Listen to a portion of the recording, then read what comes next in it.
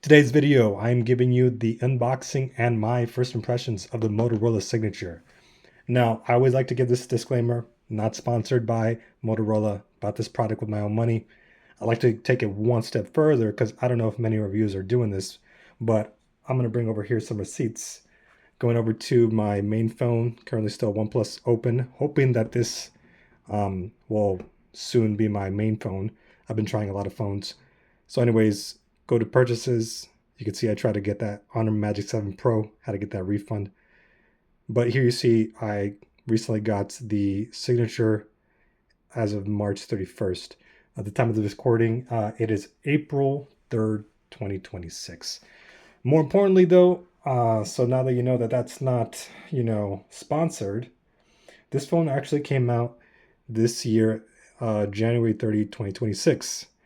Um, I'm only calling that out because a lot of reviewers like to give you that initial review kind of like during launch and then never revisit a phone. So a lot of times that doesn't give you a true reflection of what the OS updates are going to be when the phone's actually in hand. So yes, this is kind of a late to the party. Everyone's already kind of opened this. But if you're here for the party, I'm giving you an honest review of what I think about this phone. Now you can only buy this in India and in European markets. The model that I have here is the Indian model. I'm going to give you some more of the deep dive details in a more deep review for later, because this is really just going to give you the initial impressions that I have for this phone. So I'm talking a lot, so let's just open the packaging and see what we got. So again, this one's from India.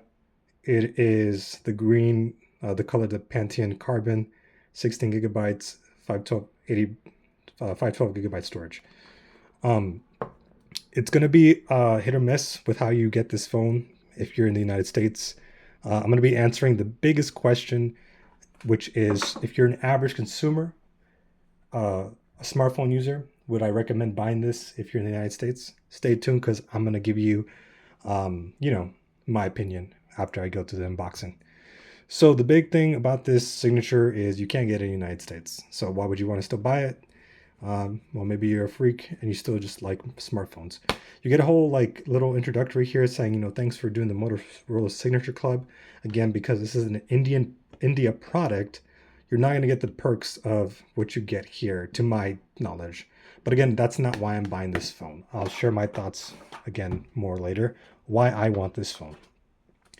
Packaging, you'll see it says a note about UV screen protectors. Now this is interesting because I have used other phones, Chinese phones, and like the Vivo, and I never recall them having a note like this. But apparently, this is what Motorola has to say. Please be cautious of applying a third-party screen protector with UV optical glue. Some of the glue can cause significant damage to the buttons.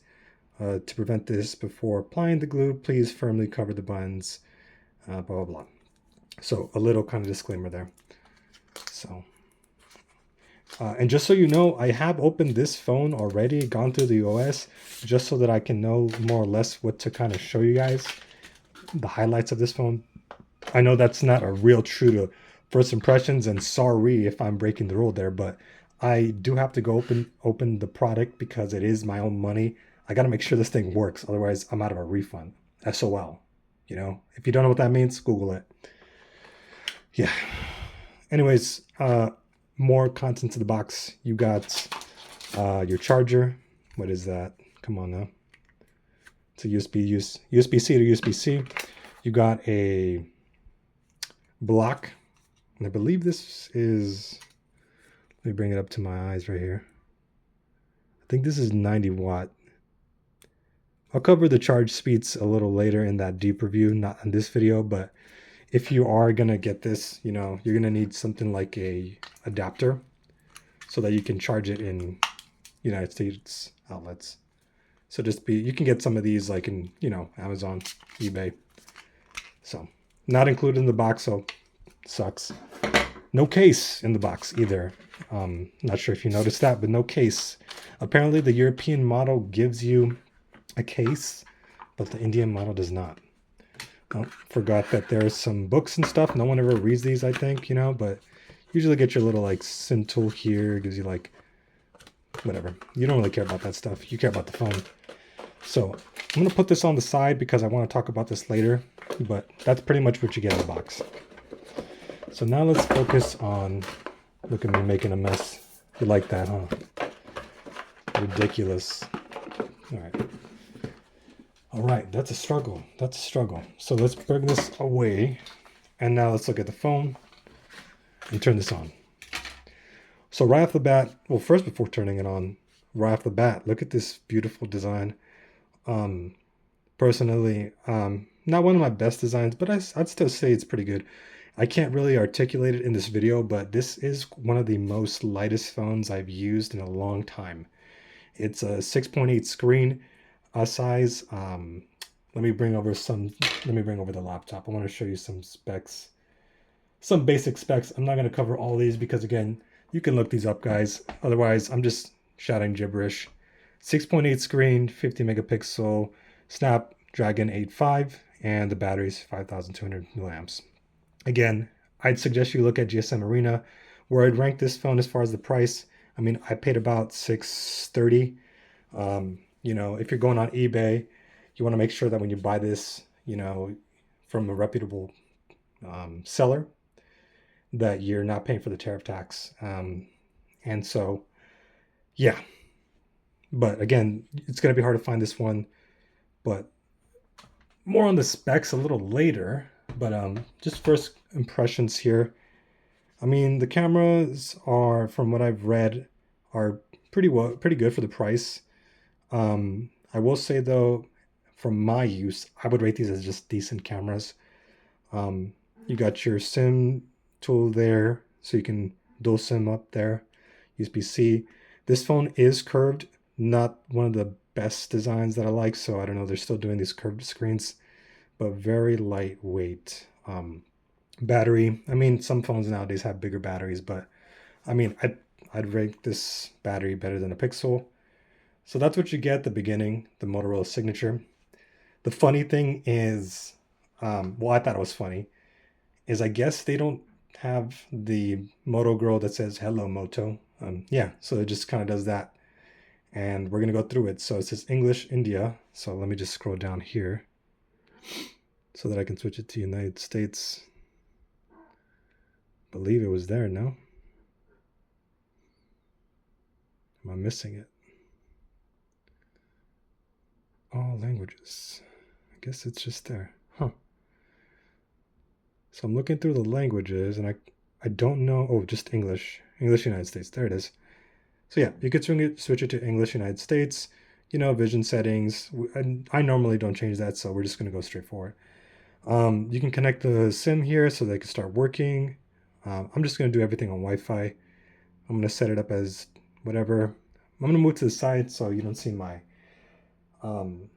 Wi-Fi network. So let's connect. And again, everything real time here with you guys so you can see that I'm doing it with you guys. So a couple things now next that you connected to Wi-Fi. If you don't want to, the first one, I mean, I personally deactivate these send data to, vendors because I don't really care about giving you my data because I don't get paid for it. Plus, I want my battery to be good, so sorry. You get enough money from me anyways. Enhanced device support. Provides customized support. I can always change this, so I'm going to say no. Battery use, consumption, I'm going to leave it as optimized.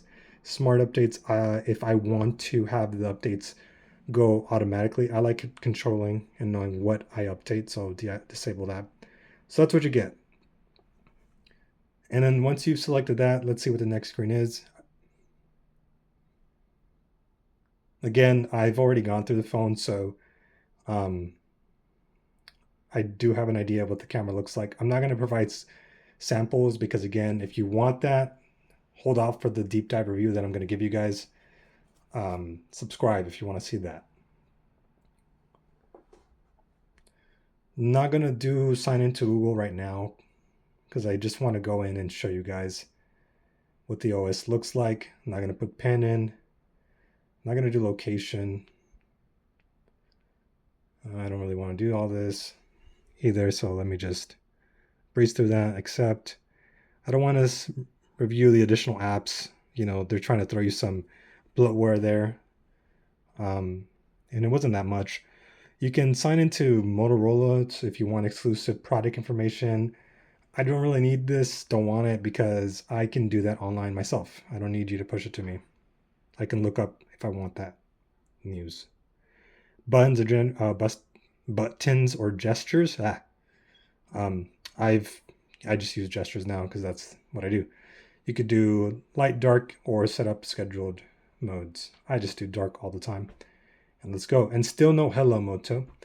So this is kind of cool. Once you've set that up, it's going to give you some Moto tips, personalized Moto app, Motorola account. I'm not going to do the Motorola account because we saw that's just kind of staying up with Moto news. But let's just go in as if I'm brand new, don't know what to do. Let's look at some Motorola tips. So you could do more. You could change your font size, display. So let's go to personalize. So this is kind of what you get with personalizing. You can do personalized lock screen. You can add widgets to the lock screen. Let me see real quick. I was just changing the image right now, so apologies. Lock screen right here. You can change the widgets. So let's go ahead and do that. You can only do Motorola widgets, I think, from what I saw. Maybe I didn't download enough apps, but either way, it's pretty kind of cool. You can change clocks a little bit, different ways you like it. Not really something to like go crazy about, in my opinion. It's nice to see it. Not really too crazy about personalization. Animations for fingerprints there if you want that. Icon shapes, colors. Again, okay, pretty standard. Gestures, Motorola gestures. I do kind of like this. Miss it. You can do the fast flashlight, the whole, yeah, that thing. I mean, it's cool. I mean, I like in OnePlus, one of that you could do this, the V shape. You can go do O gestures. So it's nice. I wouldn't say at this point it's like, oh my God, it's amazing, because other phones have their own like version of quick gestures. Sidebar. I feel like ever since Samsung made this way back, Note 4, S7 Edge, I never really use it. I mean, it's cool that you could do that, but I mean, yeah, Motorola has its own sidebar. What other things do we have? Quick launch, double tap. So you can do quick launch to set. You could do some actions or open an app. I may use that. We'll see. Quick capture. I mean, I think standard is always just, you should be able to do standard double press camera. See? Power key. And then you could do hold the power key. AI assistant, I guess Google, or Moto assistant. 3-finger shot. So you do this. I think you could do 3 down. I mean, that seems like universal across many phones now, like all the Chinese phones, Oppo, Vivo. So nothing stand out there, but nice to see. Lift to unlock, pretty cool. Pick up to silent. Okay, so I'd say the last ones are pretty just kind of universal at this point. You have ways to do Dolby Atmos. I feel like a lot of phones nowadays have Dolby Atmos and it sounds cool, but I don't really care about that. I don't even mess with that, but whatever. If you're like into audio like that, you got that. Had like a game mode. I don't really care about that. Moto Essentials. You can capture sound, so you have your recorder. I mean, it's just, do not disturb, easy screenshot, catch me up. So like brief now, like Samsung. The recorder, you could do some, I guess, generative images like the Pixel. Don't really care about that. Memory and personalization into Moto AI things. Haven't used this, but I'm assuming this is kind of like what Nothing has. And it's, God, I forget what the thing is called. The something space or the mind space that you get on the OnePlus. Kind of cool. I'm not sure if I've used that often, to be honest. What else? We got tips on the camera. We got Moto Secure. And again, some of these settings you can just find yourself, but it's trying to throw it all in like the tips method. Personalization, we saw that. And then the Moto app, which is unique gestures and tools. So let's get started. Let's see if it takes us to a menu that we've already seen. So yeah, see, it's just taking us again to sort of the same menu. So let's just go home. So that's more or less where you're going to be introduced with what Moto has to offer. Right off the bat, one of the things I really like about the phone, you saw that I just did not do any like additions to those app recommendations. You don't get a lot of bloatware with Motorola. I see Facebook, Instagram, but heck, you can just you should be able to uninstall these, I think. See? Yeah, so you can uninstall those, and you get like a few Motorola apps, the Signature Club, North America, no use for me. You get some Google apps in there, you know, the standard stuff. Oh, it looks like it did the Fitbit. If you didn't want that, you should be able to delete it. Let's see. Come on. Yeah, so you can delete some, you know, the small bloatware it comes. So right off the bat, I like this. No bloatware. You get a news feed right here. You can actually turn this off if you don't want it, but you know, it's kind of like the Google one. In fact, let me check. Okay, you get two news feeds. You get Google's if you want it there, and it looks like you get a news feed here. And my guess is you can turn the news feed here off if you don't want that. So you get some news drops based off your region. So, I mean, it's great that you can turn it off if you don't want that. Might be a battery drainer. You can actually turn off this one too, which I like. For a long time, Google did not have that as an option, and that was annoying. So you could do swipe access, nothing. Sorry guys, I'm looking at the camera, but I should be looking at the phone. So nothing there. So no bloatware. You saw something already there as far as the news feeds. Now let me just go through the settings. So first off, this is kind of what the control center looks like. Pretty outdated. Somewhat looks like a Pixel. Maybe it'll change with Android 17. Um, yeah, I mean, nothing crazy about it. I don't really have any like gripes about it. I wish you could like change the tiles like you could on One UI, but that's gonna happen in One UI 9, so we'll see. Let's see. Go to settings. I said go to settings though. Let's put that up to the home screen. Okay. So all right, so you can go to Moto AI. So there's a couple things in there with Moto AI that you can do. There's those launch gestures. I haven't used the AI key yet, so again, I'm not gonna go over that too much. Save that for the deep dive. But it's kind of cool that you have an AI assistant other than Gemini. You could do like a playlist studio, an image studio. I'm assuming this is to generate some content like Pixel does with those, um, you know, AI images. Catch me up. I haven't used it, but again, I would think this is like close, similar to Now Brief, what Samsung does. Actions, what are the things we just went through there? History would have something in there. Personalization, we've already done that. Memory is where you're going to go if you want to use that kind of mind space ability. I believe you're going to need to do a Motorola account. Not a big deal, but yeah. Oh, sign into Google. I'll have that for the deep dive. See if that's any useful. Voice, you could change the voice assistant.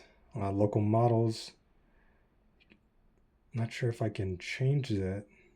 I went to this and it didn't really load anything, so we'll see. But yeah, it's taking a while. What else? Moto AI. So we went through all the Moto AI. Network and internet. You'll be able to control your SIM. Nothing really here stand out.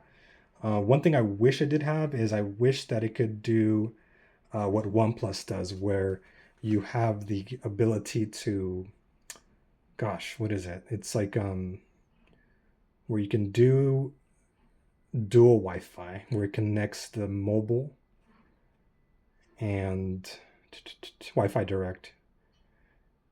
You could do a usage of two networks at the same time. There we go. So OnePlus does dual channel network. You can use two of them at the same time. I don't know if other phones do this, but it's really comes in handy, especially if you use your phone for work. Wish it had it, but it's not a deal breaker. So kind of standard here. Okay. Connected devices is going to be interesting because you can use here your Bluetooth, but more importantly, Smart Connect. This is the big reason why I got this phone, is because Motorola has a Smart Connect feature. Pretty much, this is wireless or wired ability to use your phone in desktop mode. Um, I love it. I mean, I don't know why Motorola cut this feature off for a lot of its phones, but it's finally back here with this phone that has it both ways. Other phones have only kept it wireless, but it's nice to see it wired. I think the Think phone was the last phone that had it, um, both wired and wireless. But big reason why I wanted this phone is because of this, and I'll go into that more later. Nothing to say really in apps. I mean, oh, you can clone apps, so similar to what you can do in OnePlus. So say you got two Facebook accounts, you could do clones of that. You can Apple lock, so if you want to lock the Facebook app, put that with the pin. You could do that. So hey, don't use my app kind of thing. So see, so I put an app like pin there. Someone's trying to go in there, they got to put a pin. Sorry, too bad. Pretty cool. Um, so the one thing about Motorola is it tries to really add a lot of security features, and that's kind of a really big perk why I got this. Let's go to notifications. I don't really care so much about bubbles and cooldowns and all that. I mean, maybe you do, but I don't really care. They come and they go. Most people don't really talk to me. Maybe that's why. Who cares? Let's see, modes. So this modes is weak, and I'm talking about it like is no competition compared to Samsung. This is equivalent to Pixels, and I don't know why Pixels don't do anything about this, but I just don't feel like it's worth it. Like you can't really do a lot with this kind of mode routine. Let's try to set one up. This is what you could do. You can set a schedule, allow notifications, have incoming calls, certain apps work, and change some display settings. Now, like Samsung, where you could have so much more automation. So, yeah, I wish they did more there.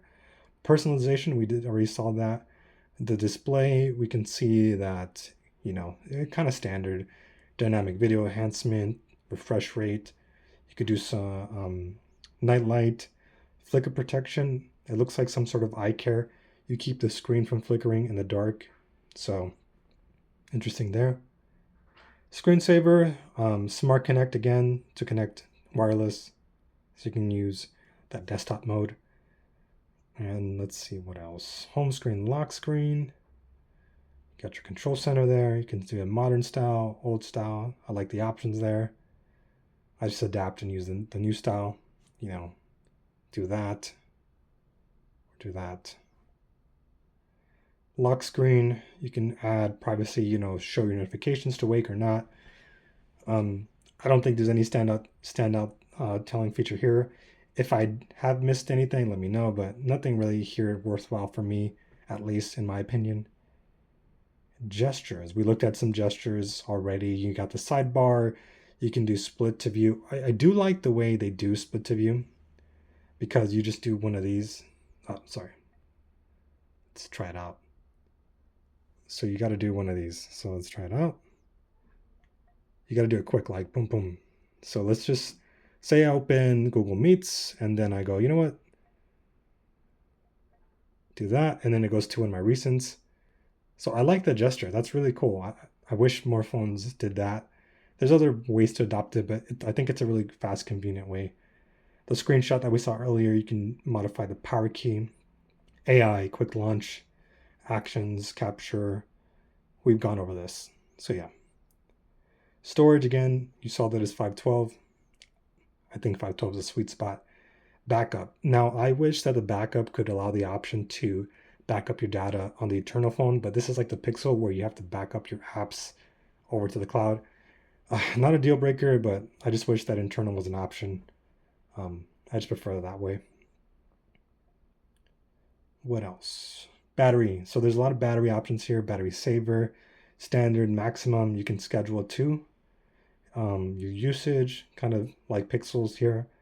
Protection, smart schedule, manual schedule, somewhat standard things that you see nowadays with most flagships. Charge boosts, deciding whether or not you can, control your outlet for your charger. You can manage your background apps, whatever. Power sharing, if you had like other products, you can see how it works, connect your, you know, phone or your other motor devices. But man, I was excited about that way back in the day, but who cares now? Slow charging notification and the battery percentage. Cool. System. Um, it may not look like there's a lot here, your language, your keyboard, whatever. Don't really have much to say about that first one. The keyboard, neither there, and nothing there either. The users. This, I will say, is worth talking about because this is another feature why I got this phone. And it's because I would go for Samsung, but they don't have this feature. For whatever reason, Samsung's decided not to include it. So, like native Android, so the Pixel can do multiple profiles. So if you're someone who wants one phone for work or two workplaces, or maybe you want your apps, all your shopping apps in one spot, and maybe all your social media in another spot, it's a good way to, isolate your apps, lower your battery, and also just kind of detox and have more control and focus of what you're reaching for and why you're, using your apps instead of going just, automatic. So underrated. I wish Samsung brought this back. I'm calling you out. You guys need to bring it back. If you don't, that's why more people are leaving you. You guys keep it in the tablets, but you take it out for the phones. It's annoying. All right. From about the phone, you can see I'm not lying. It's the signature there. I don't know why it is powered by Bose. Pretty cool. Password, standard stuff. Security and privacy, kind of like the Pixel. One interesting thing here is I believe you can, where is it at? Oh no, I don't, there it is, secure folder. The secure folder is another option. So you have a lot of multiple options for how you want to isolate apps profiles. This is like now kind of similar to Samsung. So Motorola's really giving you a lot of options on how you want to use, you know, your profiles. And I love that. You can do more settings in the profile, notification manager. And yeah, so the secure folder, I mean, the fact that I could do the profiles already is a plus, but now that I have a secure folder, it's just another way of doing a profile. I mean, I love it. What else?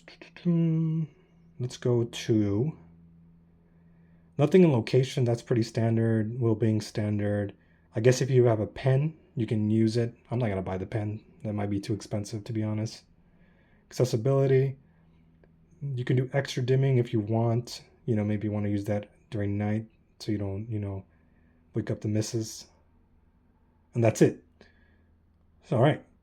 So, all right. So you saw the full phone, and now um, I want to show you one more thing over here. So I'm going to put the phone to the side. I feel like this is important because a lot of reviewers may say one thing, but you really want to take everything into perspective. So again, this phone came out in January 2026. A lot of the conversation is talking about how this might be a better option than the Samsung Galaxy or the iPhone because of the price. Now, obviously, Samsung, iPhone, they're just more powered, and so they're going to outclass the Motorola Signature. And if you don't believe me, here's the points. And looking at the graph here, we see the orange is the Samsung and the purple is the Signature. Look at that. So Samsung's doing better performance, better cameras, better battery, better features, better connectivity. Display is actually better for the Signature, and that's about it. However, people will say, well, look at the price. Like the Signature honestly is not a bad phone, and but people are trying to say, look at the price, look at the price. And like I said, I got mine for 630, and you're gonna obviously pay more for a Samsung. Now, if you look at it that way, yes, it's a great deal to go for the Motorola Signature. But I actually have more things that I want to bring up because I just feel like it's a disservice to look at that that chart and just say, yeah, that's a phone to get because of the price. Now, look, you might not like this, but if I had to say, if you're an average smartphone user, and if I would recommend this in the United States, I would say no. Now that's crazy, right? Because I was over here gassing it up, saying the features, but the reality is here, guys. Look, I'm gonna rate this phone on three categories, and I hope this makes sense. And if not, bear with me. So, the three categories I feel like the phone should really have, you should think about. The first and most important one is the lifespan reliability. Is it durable? Can you trust this phone's usage? You know, if you can, then I would say consider everything else. If you can't, what's the point of even looking at this phone, you know? The next category would be performance.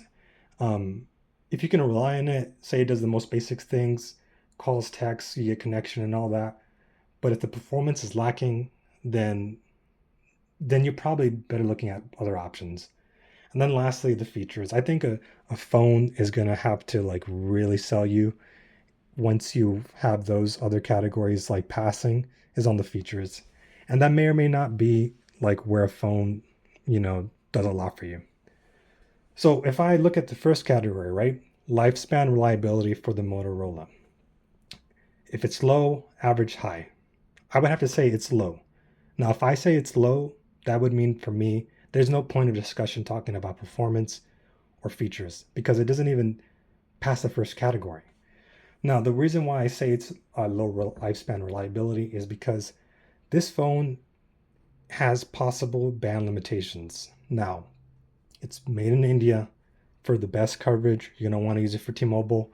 I believe you're going to get most bands using T-Mobile. But what if you have Verizon? You're probably not going to have as better coverage. AT&T, I think, is maybe second best, but really your most best usage is going to be on those two networks, T-Mobile and AT&T. Still looking at lifespan and reliability. This phone, I don't know what it is, but it's now 3 months in the market, but it has limited cases and screen protectors.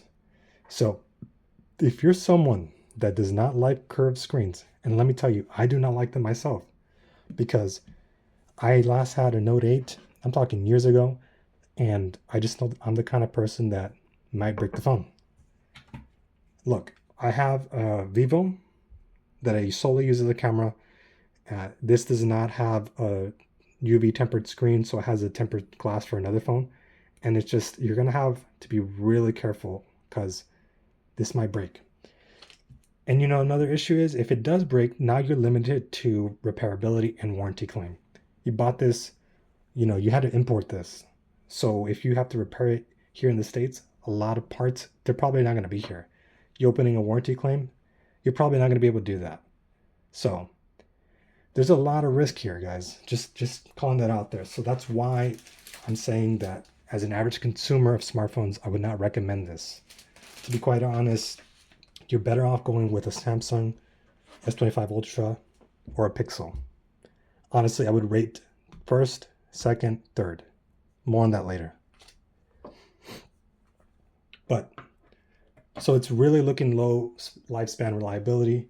I just think that you run a lot of risk getting this phone, and I just want to make sure you guys are spending your money. Like, I'm gonna do it because I don't know. I'm a tech nerd, but the cases are very limited. So I don't know why, but you can try Amazon, you can try AliExpress, but this phone does not enough cases. And one of the things about these international phones, they always have these big modular camera bumps. Cool, but just I like to cover them, and there's not a lot of cases that cover the full protector. You can get these if you hit it right in the middle right there. Say goodbye to repairing that camera. You can get this, and these are kind of a little closer, but you don't get anything like you do with like other brands. Like this is Vivo, and you can get like a newer brand case, and this kind of covers it. You can also with Vivo get this kind of case, but nothing for Moto. Not sure when that's going to happen. Usually these Chinese brand phones give you at least that, the ones you kind of saw with Moto style, or you can get like a Nilkin or like a Tudia, and usually those are like the Nilkins are what I go for, and these are great because they have the camera, bump there, protector, and they're MagSafe. But Nilkin has not even released like a good case for this. And these cases that I showed you with the Motorola, they don't provide, that awesome lip protection. So your screen's going to be really exposed. And other brands like Samsung and Pixel, you even get like this cheap case. I don't know what brand is this, but almost all like even the OnePlus, I think they have this. It's not a good looking case, but if I could get this is for the Pixel. On the Motorola, I use it to at least protect my camera. But so cases are a big issue here with this phone. So just be mindful of that. Another thing, back to the packaging. So it said something about screen protectors and how applying it may cause issues. So I've never seen that been said in other brands. And I've actually been a little bit cautious of using that because it goes into ports. So you just got to be careful. Now, if you did want to go for UV though, two brands are recommended. Usually you see on AliExpress, Smart Devils, or this other brand, Mokolo. You don't have either of those options for Motorola either. You have some random brands. And so I thought to myself, well, I'll just get the glass from Amazon, regardless if it's not from those Smart Devils or Motorola. I haven't put them on, but I was going to use the glue from this other brand. But now it's more of like use at your own discretion, like it might not be the best idea to use the glue. And if anything, you might want to at least like cover some tape. But I don't know. I've never used it. And so there's just a lot of risk in like the protection of this device. So you just got to be really careful. Still in lifespan reliability. Now, a lot of reviewers are hyping this phone up because it's going to get 7 years of updates. And I have some links here that I want to show you so that we can go over this together. Let's show you. All right. So as you can see, Motorola promised up to 7 years of Android OS and security updates with the Motorola Signature. So a lot of people are saying yay, yay. But I would still say that I don't know if that is honestly like a 100%. Because if you look at Motorola's track history, it really doesn't commit to any Android OS updates for some of the budgets. Now, this is a flagship, so flame me in the comments, but I just know from experience that Motorola has provided low updates. You can see here it says, however, long-term support does not apply to all those budget models. Sometimes the budget models get like 1-2 years. Looking over here, another article, we talk about how in Europe, some of the budget models only get like 1 no OS, but 5 security. So let me open up another link here. As you'll see, Motorola is notorious for updating their phones either slowly, and just trying to give you all this perspective, like, yes, Motorola is saying 7 years, but now look at another brand. I used this phone myself way back then. This is the Microsoft Duo, and I did a Google search. They promised updates, but even though they did, they actually didn't really give the Surface Duo all of the updates that they, said. For example, it said they were going to get 3 updates for Surface Duo 2, but it actually got 1 major OS update. So, yeah. While Motorola is saying that, brands in the past have said one thing and then they also don't. So, just showing those articles because that's one thing I want you to take into consideration. So, if you're someone who needs updates, you want guaranteed security, given the track record of Motorola, I mean, I don't know if it's a safe bet. So that's why I would just say lifespan reliability really, really low because of low cases, lack of cases, protection, warranty repairability, and even software. Now, say you look into this phone, you're like, well, I don't care. I'm going to take care of my phone and, I trust Motorola. To be honest, I think I could trust them, even with their track record, because this is a flagship phone. I did use the Think phone and it would receive updates, kind of slow, but it did receive them. Now, another reason why, for me personally, even though I rate this low, I don't really care about the software updates at this point. And maybe it's because I'm old and I've seen Android mature so much. I mean, what am I on now? I think I'm on 16. Let me check. I'm an Android 16. So for everyone waiting on Android 17, and I know there's, for me personally, I went for this phone because I want desktop mode. And the Pixel, yes, it's developing a desktop mode, but I'm tired of waiting and I'm tired of all the bugginess that Pixels come with. And it's been a decade that you've been working on this and cool, but we'll see if it actually is anything close to what Motorola uses or Samsung. So,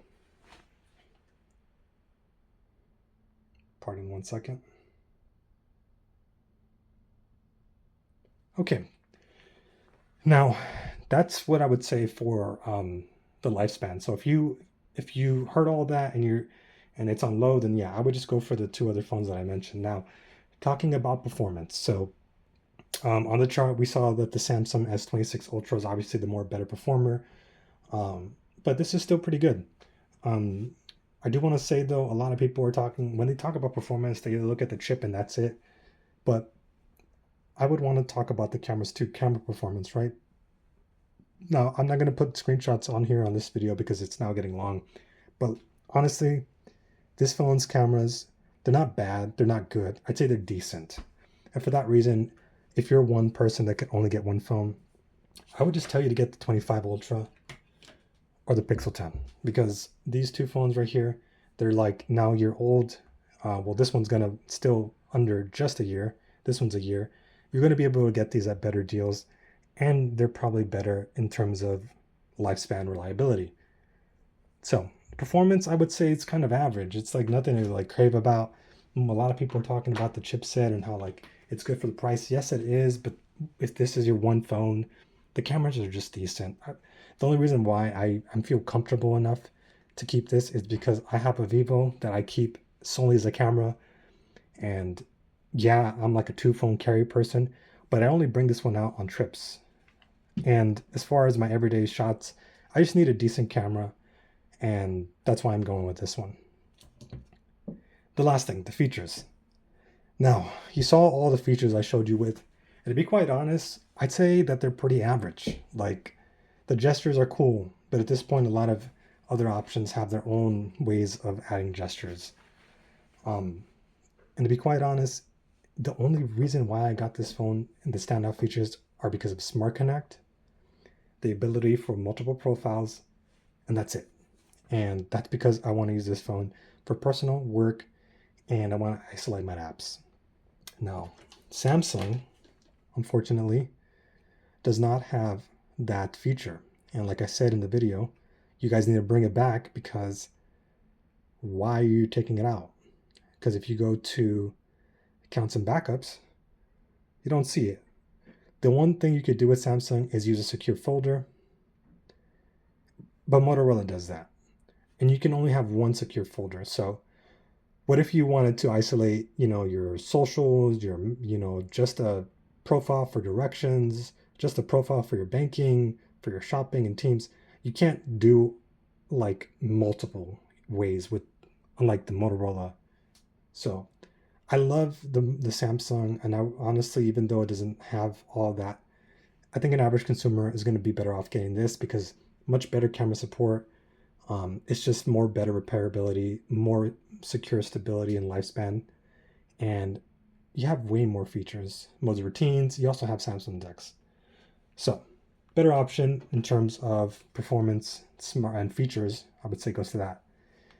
The Pixel.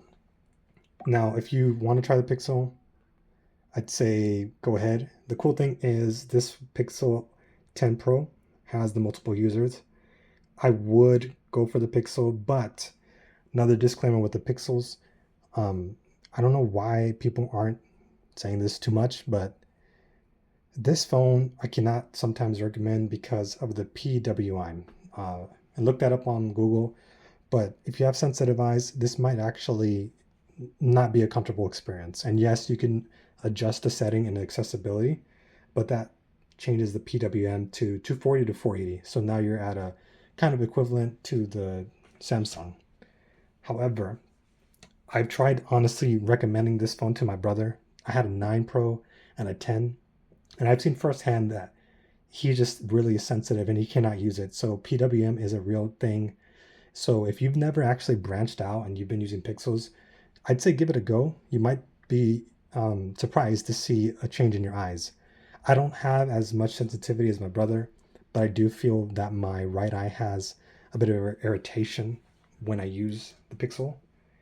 And so for that reason, I just can't recommend it as the first place. Now, if they fix that, even with its lackey video, I think Samsung has better video, then I would say, either or it could be the better option than this. But Samsung first, second this, just because it might hurt your eyes and the video's not that great. And yeah, so again, I got this phone for the multiple profiles, and you saw in the settings you could do it that way. There's a family space you can do. Now that's kind of neat. I don't know why you can create multiple spaces, which is kind of unbelievable. So like you can add apps there, right? And just have a dedicated space for those apps. So I love the way the options of being able to create these spaces, and you can and the accessibility of going in there and saying, no, I only want to use these. That's amazing to me. It's family space. Just accept some permissions. We're gonna do that. And when I went in the phone, I was able to do multiple family spaces. Um, so if you go to family space, yeah, you don't have to set a timer. You can put no limit. But just another alternative. So if you have children, kind of a cool option to grant them the family space. Yeah. There's also another way to do profile isolation. They have this Moto Unplug. Pretty cool. So you can have a session similar to family space. If you want to do some, dedicated app usage, yeah, Moto Unplugged is an option. So yeah, just another way to do that. So again, I'll give a more longer review. I mean, it's already kind of long here, but yeah, I think hopefully this was kind of insightful. Again, yes, I love the phone for me. Would I recommend it to a lot of other people? I would say no. Now, if you enjoyed this but want more details, want those camera samples, want the ins and outs of that, I'm going to be using this phone a little bit more longer, and that way you can get a deep dive review. And yeah, hope you enjoyed. Subscribe for more.